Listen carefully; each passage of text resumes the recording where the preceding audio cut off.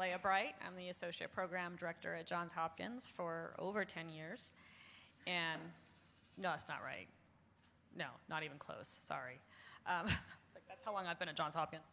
I'm going to let Becca announce herself. In case no one here knows me. I'm Rebecca Merrill, and I'm the Program Director at Cleveland Clinic Akron General. And I'm very proud of everyone for sticking around we have both the first and last lecture here, so. Yeah, I don't know what we did wrong, but. So I'm Katya Goldflam. I'm the Associate Program Director at Yale, and happy to be here also for the almost last lecture. I'm Cassandra Bradby. I am the Program Director at East Carolina University in Greenville, North Carolina. And I'm excited to just have fun this morning and to celebrate the end of our first time being together in person in the past couple of years. So it's really cool to see everybody's actual body in the flesh as opposed to your Brady Bunch picture on the interwebs. So happy to have you guys here. So I'm going to go ahead and get started. This is a lecture definitely for junior learners and senior learners as you go through this process. So hopefully it'll speak to everybody. This slide is going to be more an attending slide, but that's okay. It probably could be a senior resident, even maybe a junior resident slide. But we're going to start with, how is your day going? Was your day anything like this? And by the way, this has been taken from a real day. So this is not me just making it up. This actually happens not infrequently. So 7 a.m., come in as a new attending, and I receive 5 boarding ICU patients that sign out. Our average boarding time of ICU patients, unfortunately, was pretty high during COVID. It's high anyway, but it was even higher during COVID. So it's not unusual, but 5 is a bit much. I got 5. And by the way, they were not stable. They were intubated, they were on pressors. It was not a good day. And then I get a text message. Do you know where Sam's backpack is? No, I don't know where it is. Do you know where it is? Why do I know where it is? Why am I the backpack finder? I'm at work. This is for the moms. Sorry, guys. Don't do this to your wives. Find the backpack. We are completely out of urinals. Well, did you call Central Supply? Why is this my problem? Why am I trying to find the urinals? Why are you telling me? Why is this an attending level problem? Apparently it is. We have to go find urinals. We're back to black level. It's only 10 a.m. Oh, we were already on blue level? Okay, I didn't know that, so now we're on black. Okay, is there anything else I need to know? Are we on red? Are we on yellow? Are we on purple? Oh, all. Okay, good to know. Did you say the patient in the hospital is blue? The hallway, is blue. Hallway patients are the devil. They will come find you and they will die. So you have to keep your eye on them.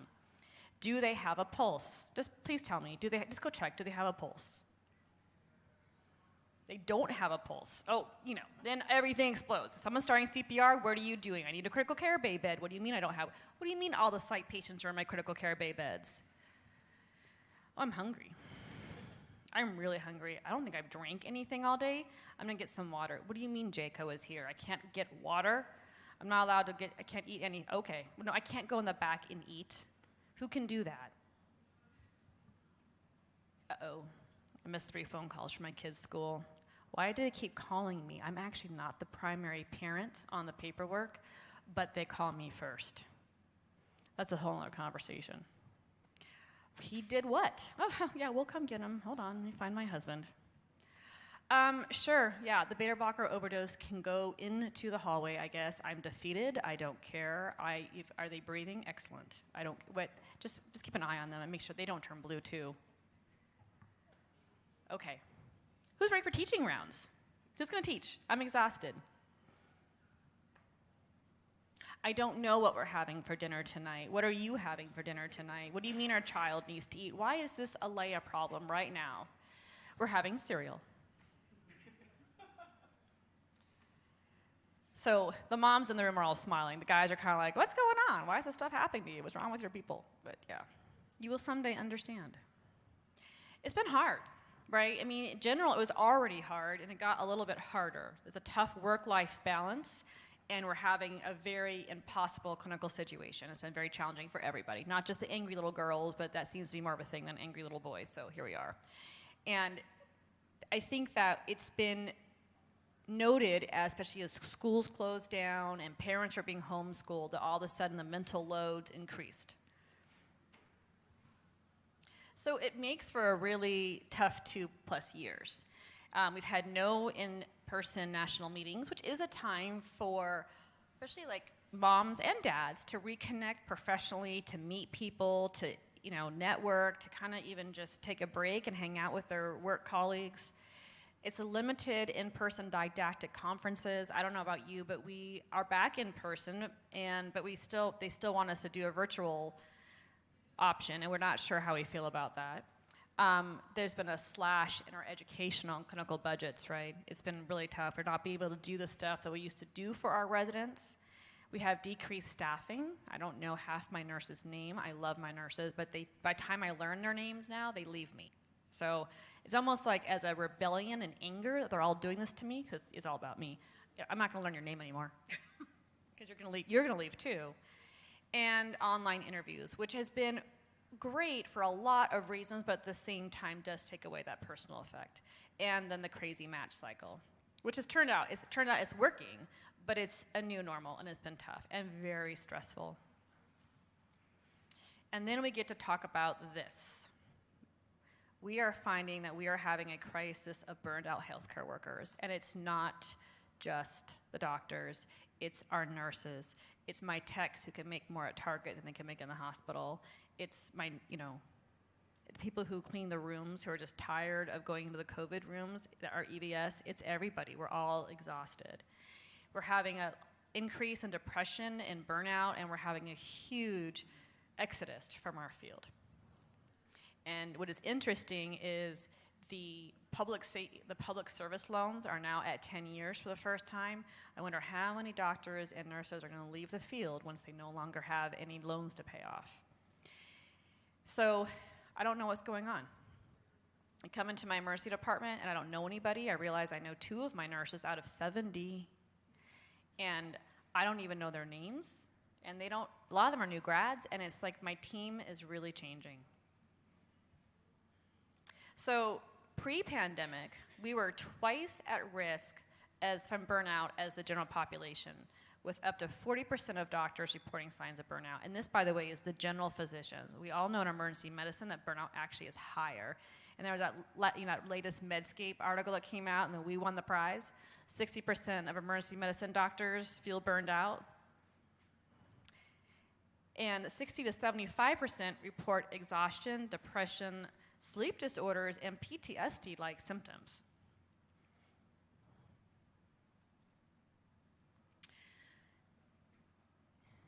Up to 20% of healthcare workers have quit during the pandemic. Have you gone to the ICU and looked at the ICU nurses? I'm shocked that they've hung on this long. And it is predicted that we will need an additional 1.2 million nurses in the upcoming year. 80% of them, of the remaining healthcare workers, say that staffing shortages affect their ability to work safely. That big case that does happen, we won't talk about it in here, not the right forum, but people can't work safely right now, and now they're getting scared. My nurses are scared. I wouldn't be surprised if I lose more nurses just over that. Many more are considering new fields or early retirement. My favorite line is that I always say I'm still trying to figure out what I want to do when I grow up. And not just limited to clinical roles, like I was saying. We are short in our housekeeping, our clinical support staff, cafeteria lines, our security. Everyone is kind of just done. This is not a fun environment to work in all the time. And I'm making it sound really bad, and I'm really sorry. I promise it'll get better. The residents are all looking at me like, you've got to be kidding me. She's lying, right? Moral injury. The repeated expected in the course of providing care to make choices that transgress their long-standing, deeply held commitment to healing. Have anybody experienced that, where you really think that you're trying to do the right thing and everyone else is trying to do the wrong thing? The service doesn't want to admit the patient, they don't want to do this, they don't want to do that, they're like, they can follow up outpatient. That is never going to happen until, Mars moves into the realm of Venus and there's 5 moons. We can't get people into their clinics. And that is like making the choice to care for patients without sufficient PPE. deciding which hypoxic patients get to go to which rooms. We did have to do this at Hopkins a lot. What critically ill patients get transferred. We were transferring patients everywhere, and we were unfortunately bringing in a ton of patients during COVID because they were being mismanaged outside the community, and caring for patients without enough staff to do so safely.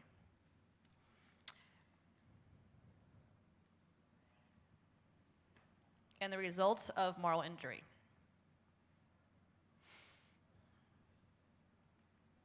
I don't think I have to go through these. We all know what they are.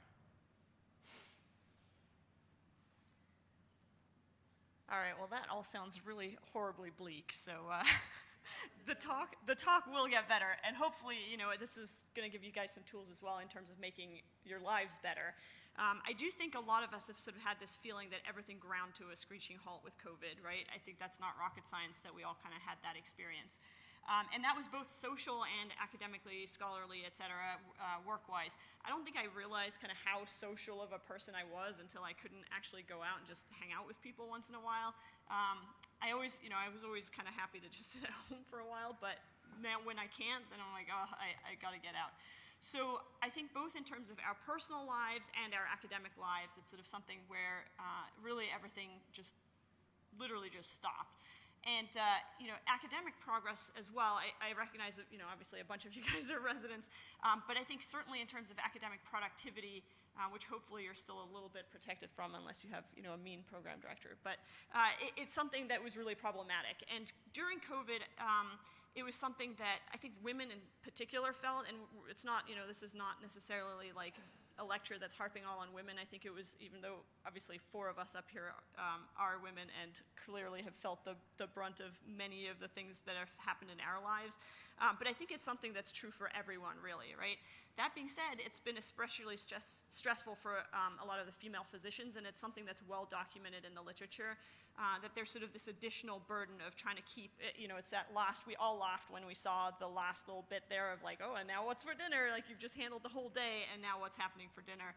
And I think that is something that's worth recognizing. And so, again, you feel like you're in this all alone, you're kind of chugging along, it's been a year, it's been 2 years, what's happening? How am I going to sort of move along in terms of progress for both me personally, socially, as well as academically? And so, again, it's in parallel to all organizing the schedules at home, making sure your kid's on Zoom or whatever other issues, walking your dog, whatever other issues you have. It really is sort of a lot of stuff happening all at once. And even though we're going to talk about some ideas for sort of personal aspects as well as academic, scholarly aspects, I think there is a fair amount of blurring that's been happening as well between those lines. And certainly Zoom hasn't helped, right? Because all of a sudden everyone can see your bedroom. And thankfully, obviously, we're kind of moving out of this. But I think that the lens of how we're looking at this is a lot of through what's happened in the last 2 years. So how do we cope? And this is going to be different for everyone, right? Everyone's going to have something different that works for them. Like I said, I didn't realize how social of an animal I was until I didn't have it. That being said, one of the biggest coping things for me is I enjoy just being outdoors. I enjoy being, looking at the sky and the butterflies and the birds, and it's like a Disney scene, it's like tweeting birds and everything. And that's the kind of stuff I really enjoy. That kind of replenishes me. And that's going to be really different for everyone. And so I think recognizing what that is for you is going to help a lot. And then finding people that sort of are aligned with that and can essentially empathize, sympathize. I still don't know the difference between those two, but with what you're going through. So all of us, I'm sure at some point have had this moment where I'm just done. I'm going to tag out, time out, whatever, out. I just want out. And I want to just have a break from reality. And so wellness, I think it's a bit of a loaded term these days. I think it's an overused term. Anything that has a hashtag associated with it generally, I think, has at least one objectionable quality to it, but that's just my personal opinion. But I am not much of a hashtagger, I guess, if you will. But wellness, and this is not to poo-poo wellness at all, right? I think it's an absolute critical component to us surviving all of this, and even pre-COVID, right? This has nothing necessarily to do with COVID other than that it sort of exacerbated the whole thing. But so wellness, it's a big concept. It has a hashtag.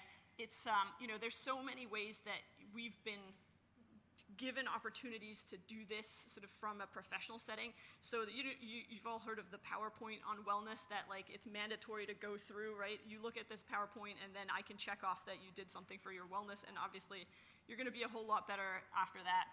Certainly a plethora of education in terms of webinars or other whatever stuff, online courses that you can take, or yoga, or they're gonna give you some free coffee or some free, and yet another free pizza, or a thank you newsletter. And all of these, again, not to say, as someone who has given out a fair amount of free coffee to my residents, not to, again, say that it's worth nothing, but I think it's certainly something that doesn't work for everyone, right? And so we sort of each individually need to find what's our coping stuffed animal. Like, what is the thing that makes you feel better about your circumstances and gets you the support that you need?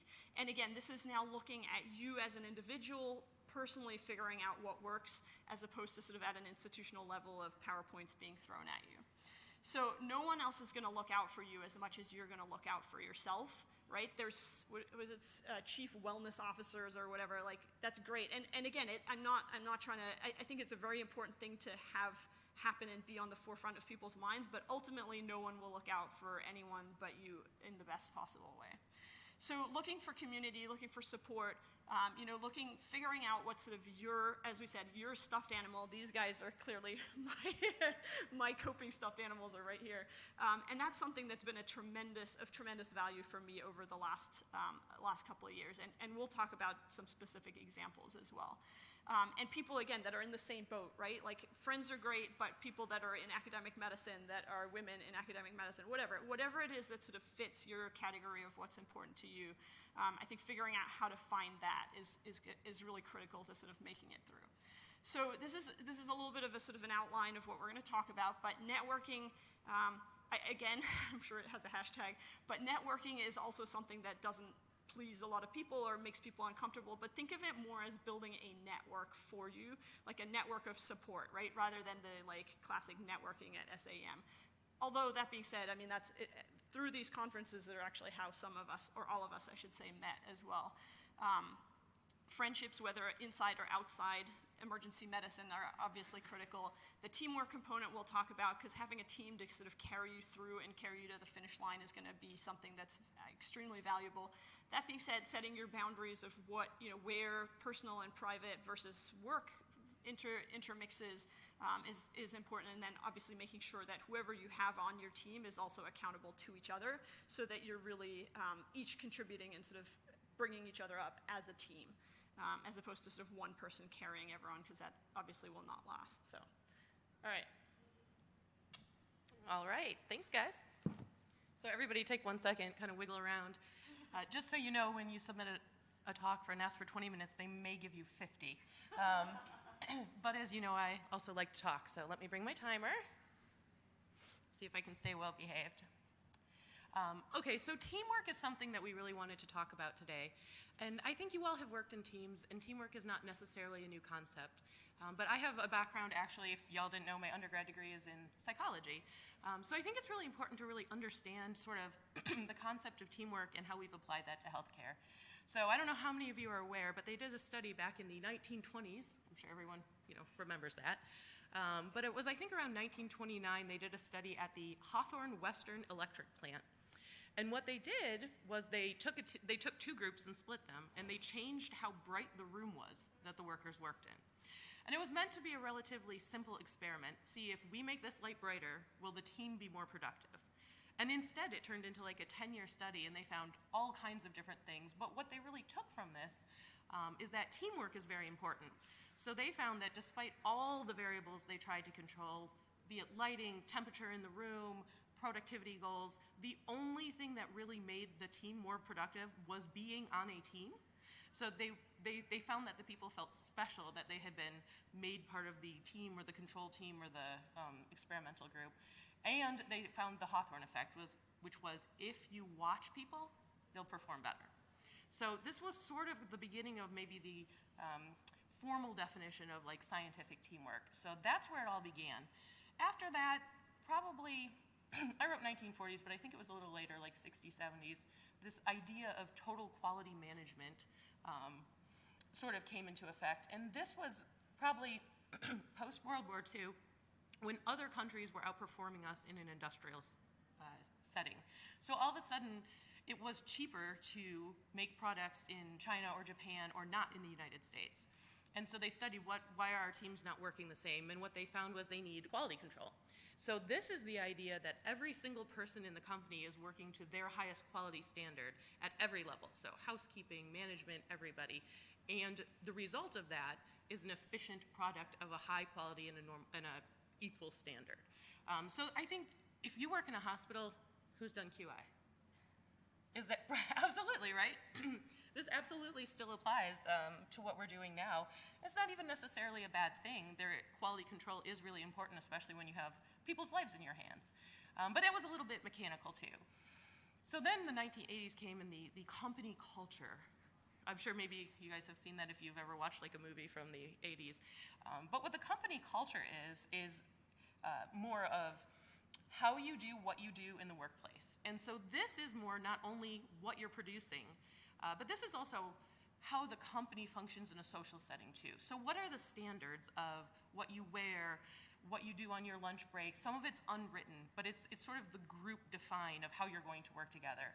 And then welcome to the 2000s, and welcome to everyone being here together, and now we're team building.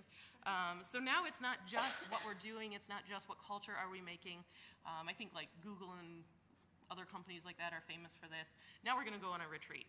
I mean, we may be healthcare providers, but we're gonna climb a high ropes course and learn to trust each other. So teamwork in general has evolved throughout the years. And then on the other side, if you look at the military, they've been researching teamwork since they've existed. And they came up with a really interesting concept, which is task work versus teamwork.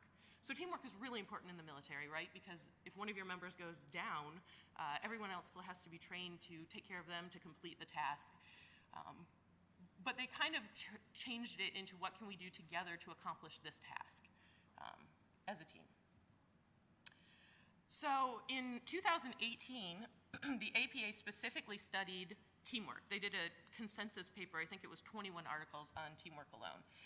And what they came to the conclusion is the world is so complex that no one person has the skills or the knowledge to accomplish all that we want to accomplish.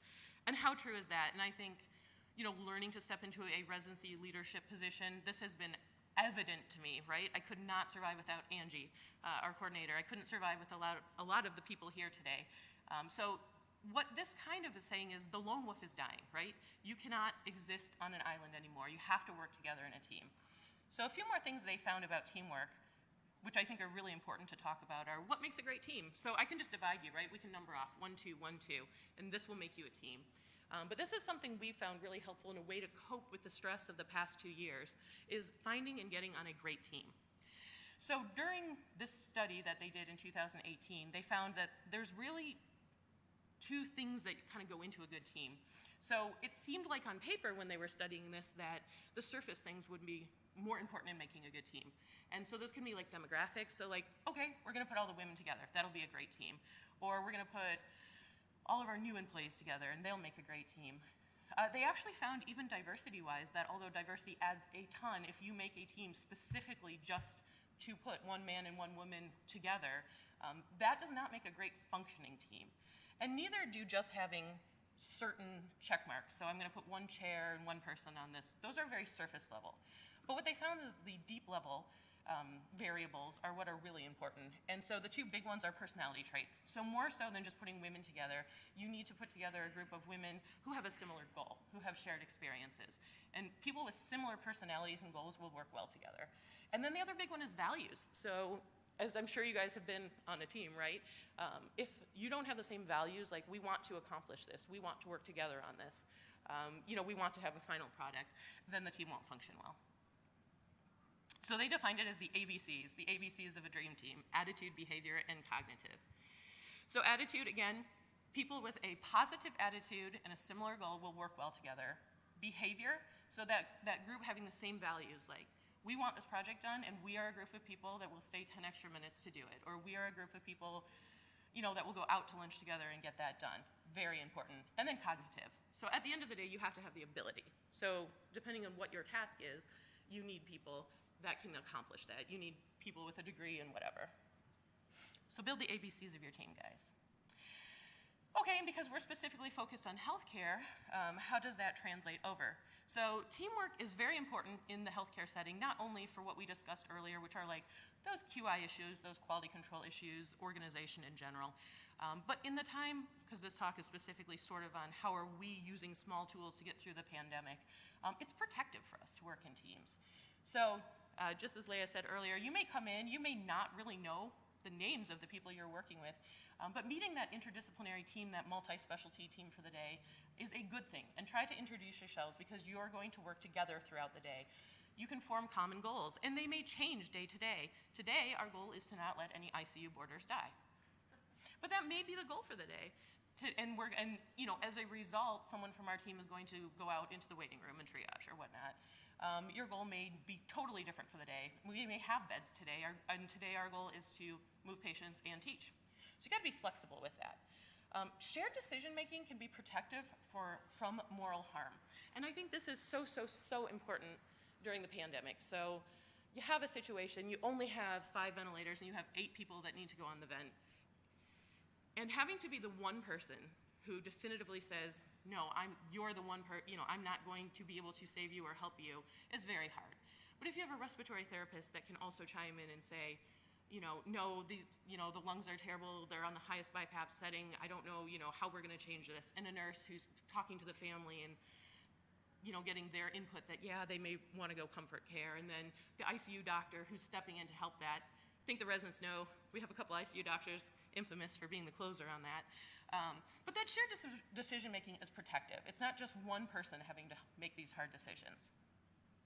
And teams can be more productive than individuals. So again, if you are the one person who has to get the person from the waiting room, clean the room, register the patient, put the IV in, send the labs, that is not efficient or effective. You'll be spending all day doing that. It can promote safety. So you guys have all heard our hospital president is very, very big on if you see something, say something, anyone can speak up. But teamwork promotes safety. Do your timeouts, take your moment, make sure that you're doing what you should be. And it can protect against fatigue and burnout. So you guys are here with us. We are doing that right now. We're having some teamwork. We've been able to go out to some dinners and have some good laughs. Laughter is a positive coping mechanism. So you've got to do it in the right setting, but it's a good thing. So it can be a protective factor. Okay, good. Okay, and so teamwork was one of our first tools. Networking is our second tool, and I'm going to talk about that briefly. They go together a little bit. So networking is the exchange of information and ideas among people with a common profession or other interest, and usually within the informal setting. Conferences, we dress up nicely and we go, but this is a more informal setting. And what's different from teamwork and networking, again, is people that are sharing that one common goal. And it's not as formal as teamwork to accomplish a task on a daily basis. There's also a social side to it. So as we talked about, I'll be brief with this slide, but we had, networking, sorry. A challenge of networking efficiently and effectively during COVID is that you're very isolated physically, so socially and on a professional level. And that can hurt you. So it's difficult to know your colleagues, know the requirements for promotion. When you never see these people, you never interact with them, you never go to any formal meetings. It's actually really bad to never get any feedback or recognition, right? You did a great job, but right now we don't have a way to really tell you that. You have no accountability. So if we're only on Zoom, and I know no resident here would ever do this, but you don't have your camera on, I have no idea if you're alive, awake, in the room, listening, paying attention. So it's easier to sort of get away with that, and then of course limited resources.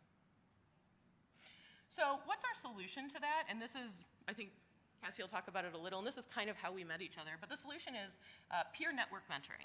So in sort of a more formal time when you have official mentoring, where you have someone who's wiser in a subject and mentors someone who's newer to the subject, this is a little bit of a blend between that and mentoring.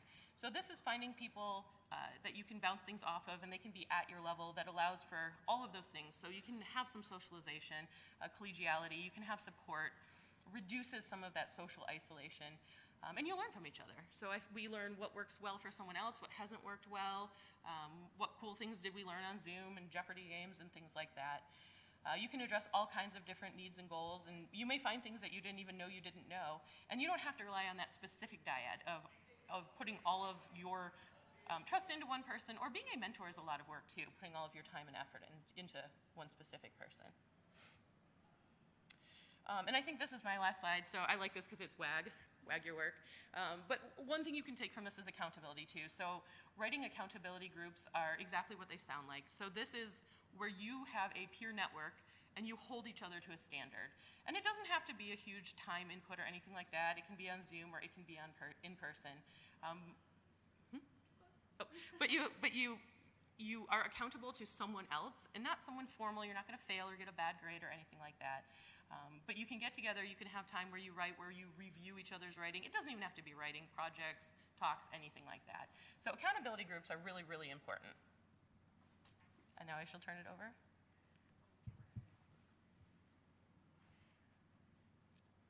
Okay. Well, it is, sorry. Well, so networking. So some people do hate the thought of networking. Obviously, Cassandra and I, if you've ever seen us talk, this is not our problem. We love people, we love talking.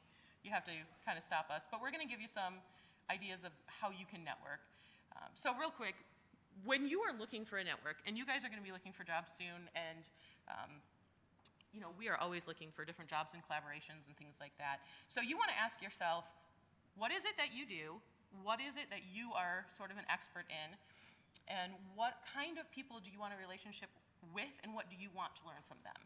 And how do you make that sort of a high-yield relationship for both of you?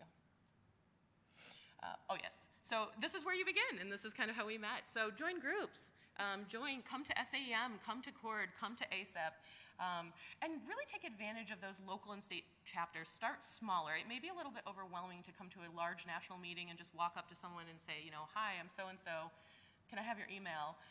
But interest groups, committees, subcommittees, support groups, these are super, super important and a good way to meet each other.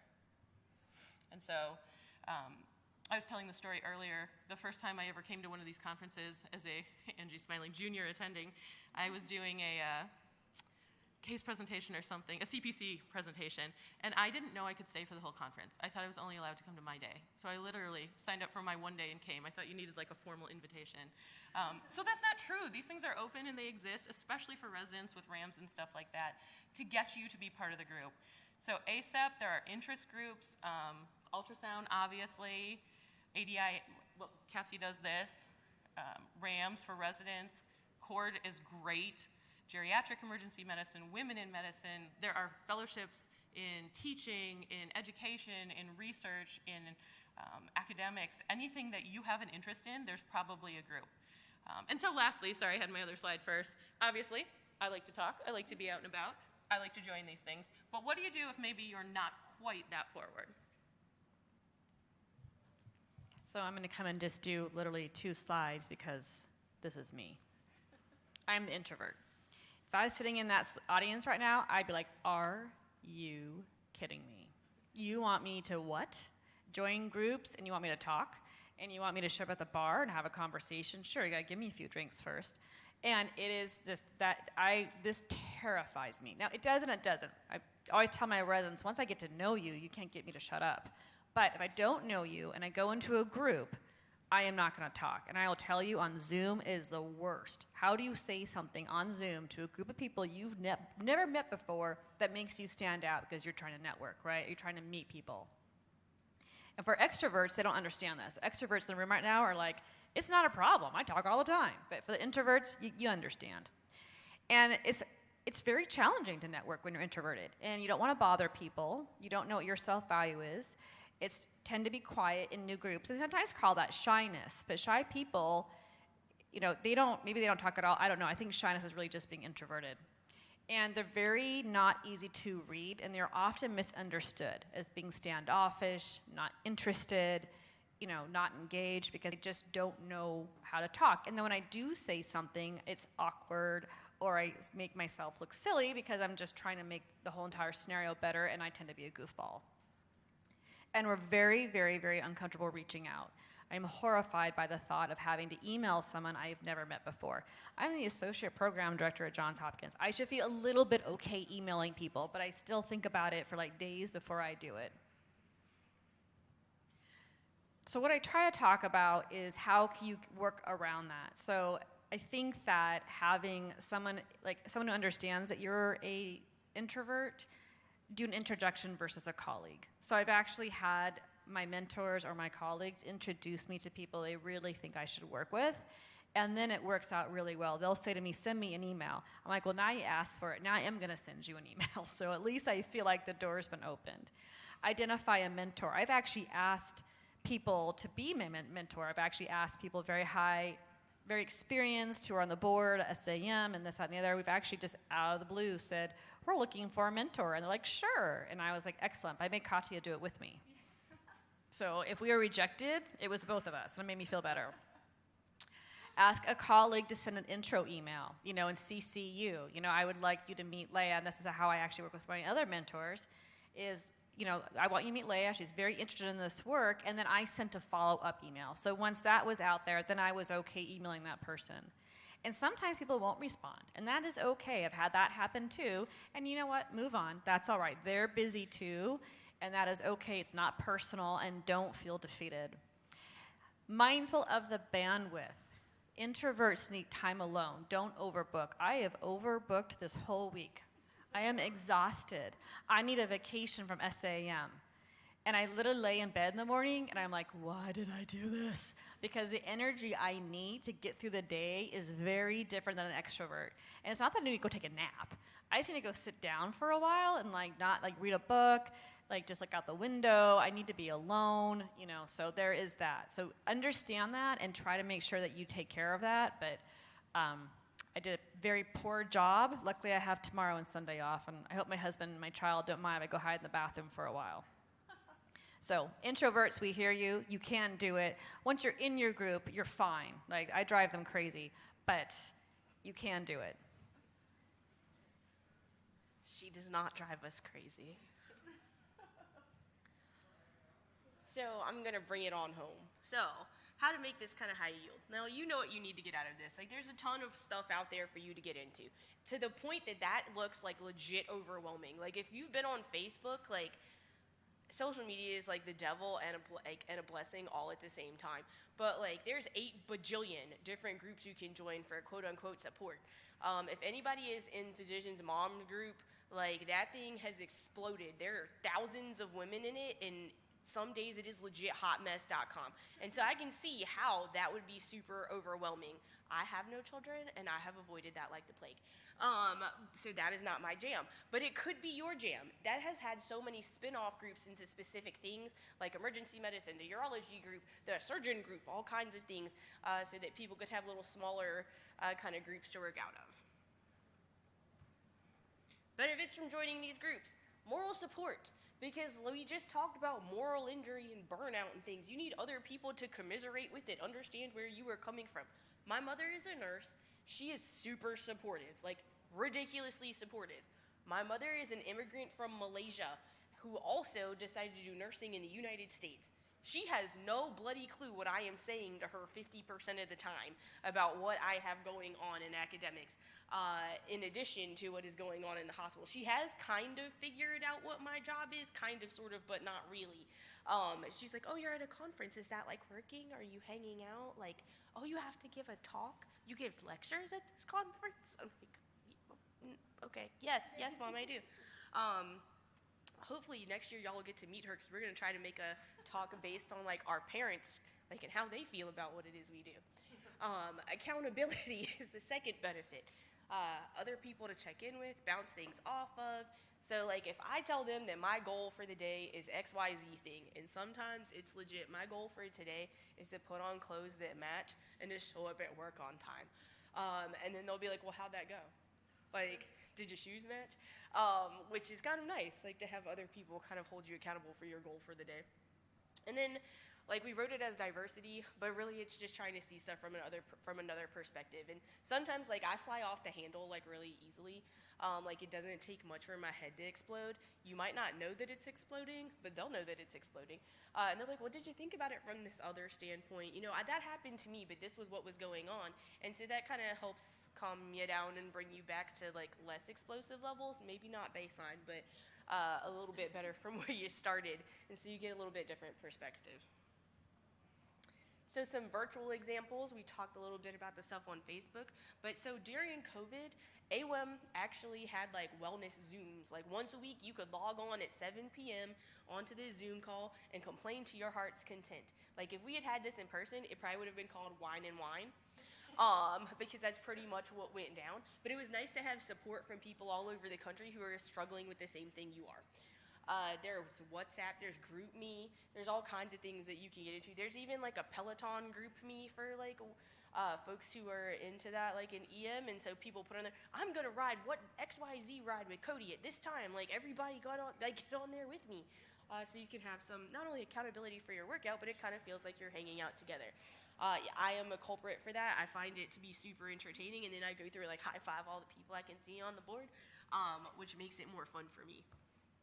Some academic examples, joint interest groups. So my meeting this week has been 170% out of control. Every time that I talk to one of my residents, they're like, can you come to this thing? Yes, I will be there for 5 seconds long enough because it will be in the middle of my meeting. And they're, why do you have so many meetings? It's because I'm in too many things. So I will tell you that while we're telling you to network, like low-key network, maybe not like high-key network, like don't be me. So I would say like, get involved in the thing that you're super interested in and then like kind of spectate the other things. But if you show up too much, you'll get assigned stuff. Because there's this thing about presence.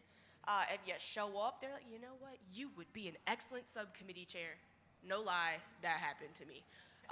So, just putting that one out there. There's academies. So I am the incoming president-elect for ADIEM next year. So I'm excited about that. That was another voluntold situation. So be careful who you choose as your mentor. There are writing groups, writing accountability group, that's what WAG stands for. So at my institution, my department has created one of these. So for 2 hours every single week, we log on to Microsoft Teams, which is the devil.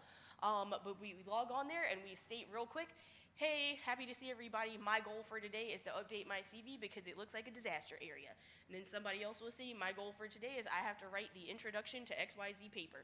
Then we're like, great, awesome, see you in 2 hours. So we turn the cameras off, put everybody on mute, and then 2 hours later, we check back in. I accomplished XYZ. I got derailed. I didn't do any of my crap today. My bad. I'm sorry, guys. Or whatever. But it's a nice way to kind of put some time aside to actually do your writing, because otherwise it'll never get done. And it's a little bit of a support group as well. And then there's also Google Doc collaborations. So our last paper that we wrote straight up in a Google Doc. There's an outline in that bad boy, someone write the introduction. Someone else come back and edit that. Did we actually put the citations in the right place? Somebody come check that. You can write comments on the side. Everybody can be writing in the document at the same time. Then you can write asynchronously, whatever you want, but at least everybody's stuff is in there all together, and you're not doing that Dropbox thing where whoever uploads last wins. So Google Docs has been super helpful. We actually wrote this lecture in Google Docs. So I would definitely say that it's super helpful, besides the fact that all our hospitals are trying to ban it. That's been a problem. But otherwise, it's been great. So bringing this all together. So we put this slide up because this is actually what we do now. So we came together as a part of an SAEM committee, actually. So we had both tried to, all four of us had tried to submit similar didactics to SAEM 20. I don't know, one of them. And apparently they were similar enough that the education chair for AWEM was like, hey, all of you are trying to do similar stuff. Do y'all know each other? And I was like, well, actually, I do know 2 of those people. I was like, yeah, no problem. So they put us all together, and they're like, just take the lectures y'all wanted to do and make them one lecture and submit that. So that's actually how we met, kind of, sort of. And now, after that, me and Becca were actually in the ASAP Teaching Fellowship together, and Leah may or may not remember this, but I was a baby medical student on my second look at Kings County Hospital, and Leah was the senior resident on that day. And it snowed. It snowed in Brooklyn that day. It was awesome. I'm from Virginia, and I was going to school in Tennessee, and we don't do snow in the South. I don't know if y'all are aware of that. I know y'all are from a cold place, but we don't do snow in the South at all. Chains on tires, foreign concept. Okay, foreign concept. So it was snowing and all kinds of stuff. And I watched her run around the ED, and I was like, I want to be like that. That's so cool. How does she know all these things? And so that's actually how I met Leah. And then the following year, I was the baby intern, and she was the ultrasound fellow. So that's how I know Leah. And then Leah and Katya worked together on some AWEM stuff. They were on a committee together, and I think the 2 of you are now in Arm Med Ed together. So We were destined to be friends is what I'm trying to tell you. And so you too can have this happen to you, like being involved in different stuff, because you're going to run up on the same people on repeat, which is actually super helpful.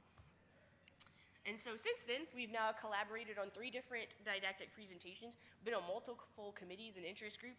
And so when we meet, it's like an hour of work and an hour of stuff, like play stuff. How's your day going? Do you know this such and such? Like, what are y'all doing for dinner? Like, because I think we're just having pizza here. How's your weather? It looks like a dumpster fire outside. Guys, did you know that today's Friday the 13th? Just putting it out there. And so all I've seen on Twitter is like the whole feed of all the things that can go wrong in the ED today. And so then we'll talk about that. But it's like cathartic. So not only were we kind of productive, but we also like felt a lot better by the time we hang up the call.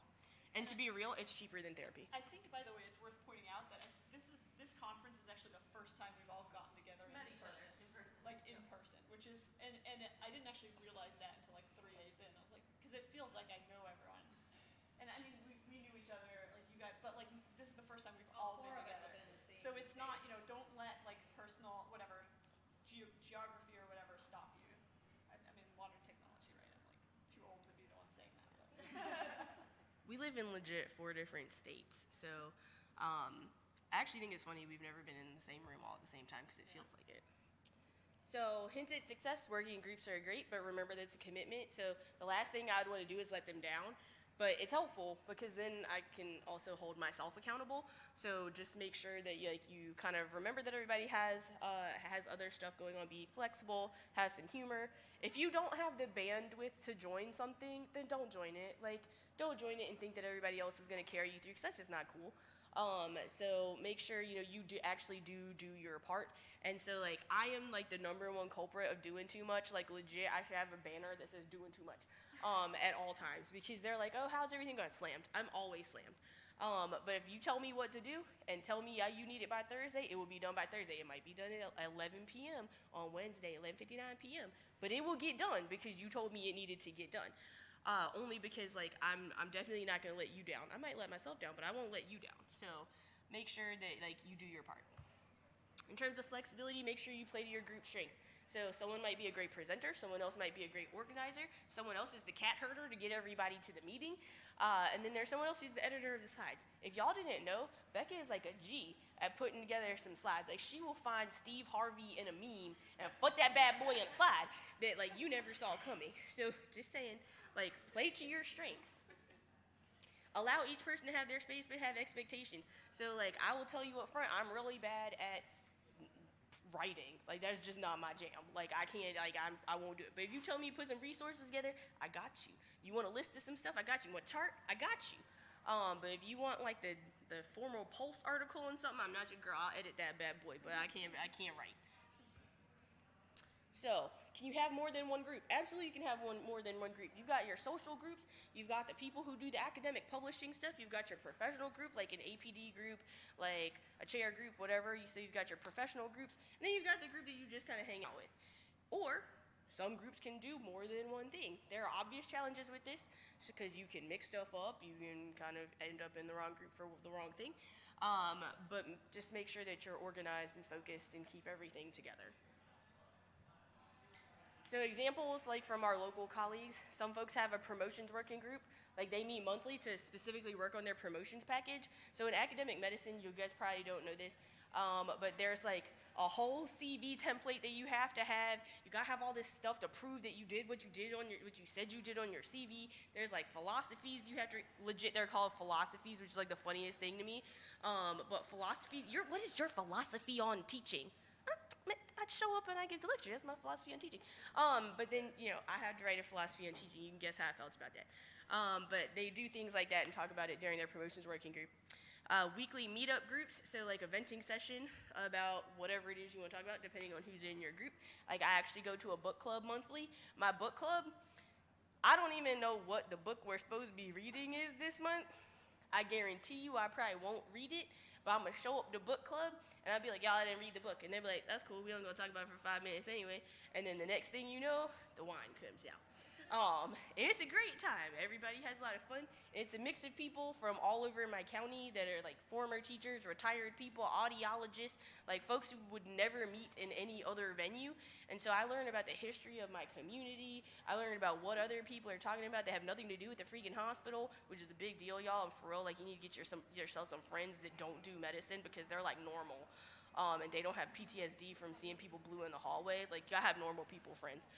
So I highly suggest that. And I met those people. There's an app called Nextdoor.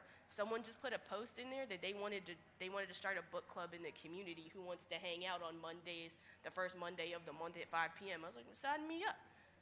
I did read the book the first year, but now I'm hit or miss. If there are 12 books in the year, I might read 6, which isn't too bad. I'm batting 50%. And then there's professional groups, so people who are in your same space. So like we're in the same professional space. So educators, researchers, global health, whatever it is you're interested in. But there are a lot of those out there. In terms of national stuff, chord collaborations, I talked a little bit about the Peloton group. So just remember, you don't actually need the bike. You just can use the app and still ride. It's a good time. And the app is only, that is only $12.99. Let me finish. I'm getting there. Keep your boundaries because you got to have time for sleep and rest and exercise. Yeah, they're rushing me right now. And then remember that your social and academic and clinical support do matter. If you don't, like, networking leads to teamwork with healthy boundaries, and accountability can also lead to friendship. So in summary, determine your goals of joining the group, whether that be support or productivity or whatever else in between. Join groups outside of your department because it's nice not to live in an echo chamber and to have other people to give you some different perspectives. Find your people and don't be shy. I know Leah just told you she's an introvert and that's not her jam. Yeah, she failed to let you know that we went to one of the biggest residency programs in the country. And so it's not that hard to meet people because there's probably like 70 people here who went to our program. And so it's easy to network from that aspect. But find the people that you think you would work well with, and then work with people within your group. And overall, just have fun because you know what? Life is short, and so you might as well maximize all the good times you can possibly have.